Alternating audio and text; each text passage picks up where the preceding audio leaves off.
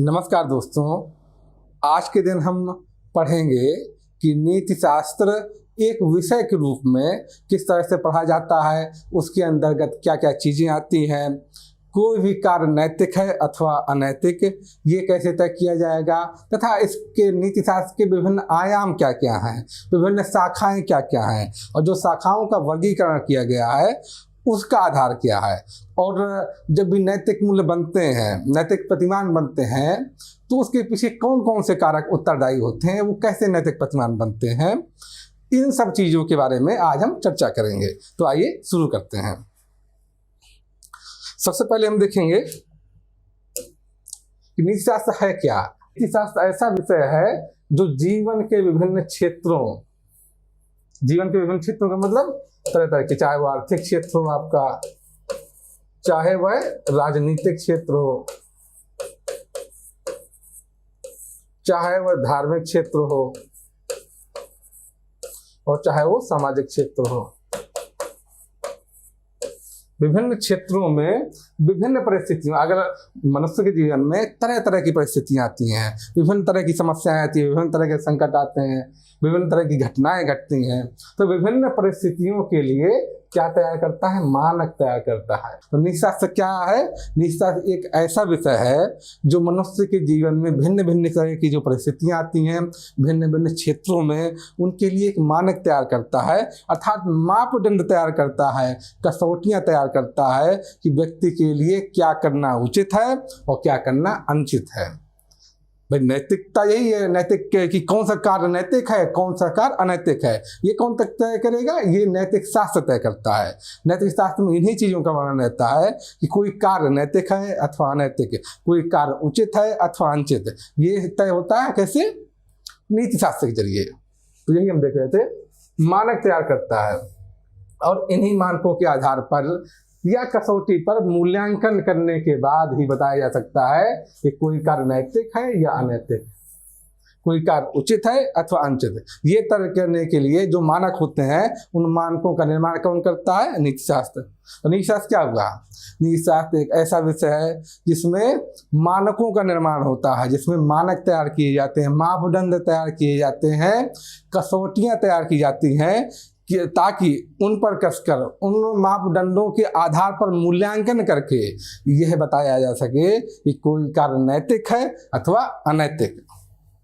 जैसे कि हम लोग बचपन से आप लोग सुनते ही रहे होंगे कि हाँ क्या हमें बूढ़ों की, वृद्धों की मदद करनी चाहिए रास्ता पार करने में या अन्य चीज़ों में, या किस तरह से हमें बूढ़ों का, वृद्धों का सम्मान करना चाहिए। आप लोगों ने समर कुमार की कहानी पढ़ी होगी, वो कहानी इसी तरह के मूल्यों को ही प्रदर्शित करती है, आप देखेंगे। या ये देखिए किस तरह से जरूरतमंदों की मदद करनी चाहिए हमको, ये देखिए किस तरह से जरूरतमंद की मदद करनी चाहिए। ये सब चीज़ें कि क्या करना उचित है और क्या करना अनुचित है, क्या नहीं करना चाहिए। झूठ नहीं बोलना चाहिए, चोरी नहीं करनी चाहिए, किसी के साथ अनुचित व्यवहार नहीं करना चाहिए, गाली गलौज नहीं करनी चाहिए। ये कौन तय करता है? ये नीति शास्त्र ही तय करता है कि कौन सा कार्य उचित है और कौन सा अनुचित, किसी व्यक्ति को क्या करना चाहिए और क्या नहीं करना चाहिए। अब नैतिक मानक बनते हैं जब, तब क्या होता है कि नैतिक मानकों के पीछे, भाई जब भी मानक बनाए जाते हैं, कुछ आधारभूत मूल्य होते हैं, उन मूल्यों के आधार पर ही नैतिक मानक बनते हैं, मूल्यों के आधार पर ही मानक बनते हैं। वो आधारभूत मूल्य होते हैं। विभिन्न देश काल परिस्थितियों में मानक तो बदलते हैं, लेकिन उनके पीछे छुपे आधारभूत मूल्य वही रहते हैं, आधारभूत मूल्य वही रहते हैं। जैसे उदाहरण के लिए अलग अलग क्षेत्रीय व्यवसाय में कार्य कर रहे व्यक्तियों जैसे शासक वर्ग, व्यापारी, पूंजीपति, समाज सुधारक, शिक्षक, सैनिक, चिकित्सक के लिए मानकों में भिन्नता होती है, हालांकि उसके पीछे छुपे आधारभूत मूल्य एक ही हैं। जैसे उदाहरण के लिए हम देख लें इस बात को, एक उदाहरण से हम लोग समझेंगे तब बेहतर तरीके से समझ पाएंगे। जैसे कि एक मूल्य है, आप देख लीजिए, मान ली सत्यनिष्ठा एक मूल्य है।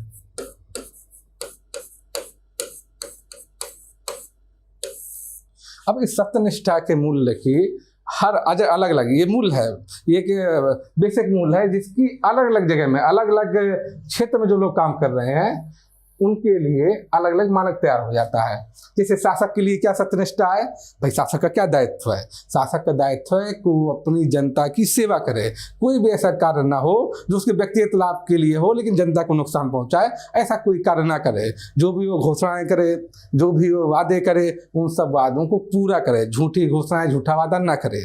तो ये क्या होगी, शासक के प्रति शासक की जो सत्यनिष्ठा है उसके लिए जो मूल्य होगा तो इस तरह का कि एक शासक को झूठे वादे नहीं करना चाहिए, एक शासक को कोई ऐसा कार्य नहीं करना चाहिए जो कि उसकी प्रजा के लिए अहितकर हो, हानिकारक हो, भले वो खुद की उसके लिए फायदेमंद हो, ऐसा कार्य कभी नहीं करना चाहिए। तो क्या हुआ, ये एक तरह से इस मूल्य का मानक तैयार हो गया शासक के लिए। अब यही मानक जब दूसरे के लिए आएगा तब बदल जाएगा। व्यापारी है तो व्यापारी के लिए सत्यनिष्ठा मूल्य का मानक क्या हो जाएगा, व्यापारी के लिए उसी सत्यनिष्ठा मूल्य का मानक हो जाएगा कि व्यापारी को कभी भी कोई ग्राहक अगर उसके पास आ रहा है, कोई उपभोक्ता आ रहा है, तो अपने उत्पाद के बारे में झूठी बात न बताए, जो सच्चाई है वही बताए। ऐसा नहीं कि सड़ा गला माल है, बुरा माल है, टिकाऊ नहीं है और झूठा कह के बेच दे, वो गलत माना जाएगा, वो सत्यनिष्ठा के खिलाफ माना जाएगा।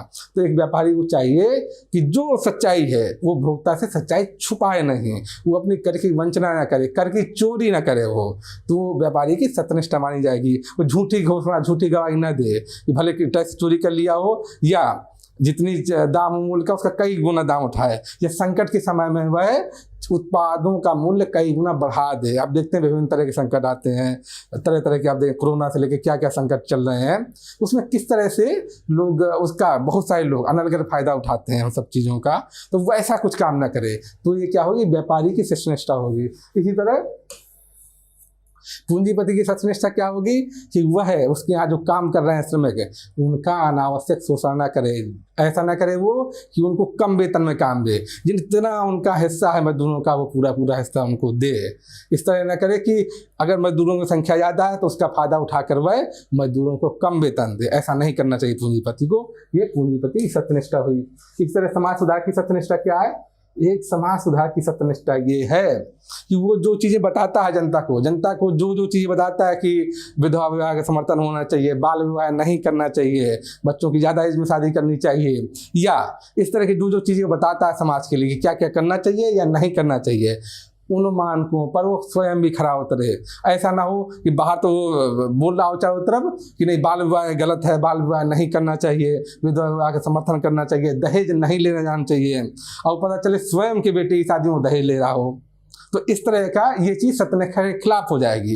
किसी भी समाज सुधारक को ऐसा नहीं करना चाहिए। समाज सुधारक को चाहिए कि जो दूसरों के लिए प्रतिमान बना रहा है, जिस तरह की बातें वो गैरों के लिए कर रहा है, वही प्रतिमान खुद के लिए भी वो बनाए, खुद भी उन प्रतिमानों पर वो खरा उतरे। तो ये हुई समाज सुधारक की सत्यनिष्ठा। इस तरह एक शिक्षक की सत्यनिष्ठा क्या होगी, एक शिक्षक की सत्यनिष्ठा होगी वो पूरे मन से जिस स्कूल में उसकी नियुक्ति है, जिस जगह पर नियुक्ति है, वहाँ पर बच्चों को पढ़ाए। ऐसा नहीं कि वो सिर्फ स्कूल में इसलिए बच्चों को नहीं पढ़ा रहा है ताकि वो ट्यूशन ले सके, बच्चों को ट्यूशन देख सके और एक्स्ट्रा पैसे कमा सके। इस तरह का काम करना टीचर की, एक अध्यापक की, एक शिक्षक की सत्यनिष्ठा के खिलाफ होगा। एक शिक्षक का दायित्व है कि वो गुरु की भावना से कार्य करे और जो उसका शिष्य है, जो विद्यार्थी है, उसकी उन्नति के लिए निरंतर प्रयास करे, हर संभव प्रयास करे।